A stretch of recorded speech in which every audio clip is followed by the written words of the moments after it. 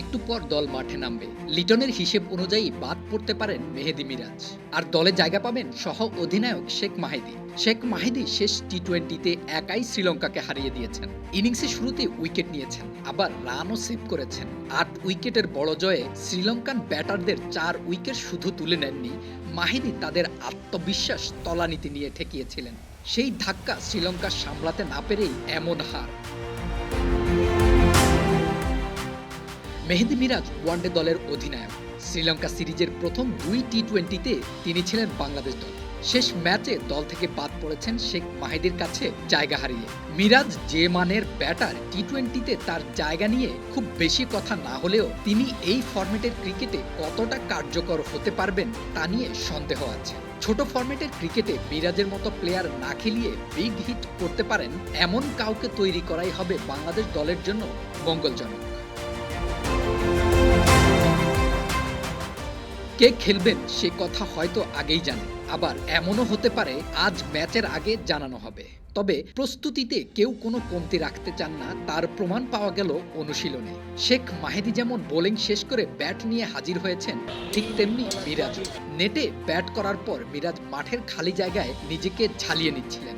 কম দূরত্ব থেকে ছোঁড়া বল বিগ হিটে মাঠের বাইরে পাঠাচ্ছেন মিরাজ, তাও বারবার মিস করায় নিজের উপর বিরক্তি প্রকাশ করতেও দেখা গেল মিরাজকে। তবে তাই বলে থেমে থাকলে তো চলবে না, ব্যাট হাতে অনুশীলন করতে করতে বড় শট খেলার অভ্যাস তৈরি হবে। মিরাজ ওয়ানডে ও টেস্টে বোলিংয়ে সবসময় দলের ভরসা, তবে টি-20-তে তার বল কতটা কার্যকরভাবে দলের জন্য অবদান রাখছে। শেষ ২ টি-20-তে মিরাজ বল করেছেন ৭ ওভার, উইকেট নিয়েছেন ২টি, আর ব্যাট হাতে ২৩ বলে ২৯ রান আর ২ বলে ১। রানের সংখ্যায় যেমন চমক নেই, তেমনি দলের গুরুত্বপূর্ণ সময়ে নিজের উইকেট বিলিয়ে দেওয়ার চিত্র ছিল এই ২ ম্যাচে। তবে মিরাজ এমন এক চরিত্র যাকে আপনি একেবারে বাদ দিতে পারবেন না। তিনি ক্যারিয়ারের শুরুতে শুধু বোলার হিসেবেই দলে জায়গা করে নিয়েছিলেন। সময়ের সাথে সাথে টেস্ট ও ওয়ানডেতে মিরাজ দলের নির্ভরতম একজন হয়ে উঠেছেন। তাই টি-20-তেও নিজেকে যদি বদলে ফেলেন, কারো অবাক হওয়ার কিছু থাকবে না। দলের ফিল্ডিং কোচ এক এক করে সবাইকেই বাউন্ডারি লাইনে ক্যাচ অনুশীলন করাচ্ছিলেন। সেখানে মিরাজ, মোস্তাফিজ, রিশাদ, নাইম শেখ কে ছিলেন না।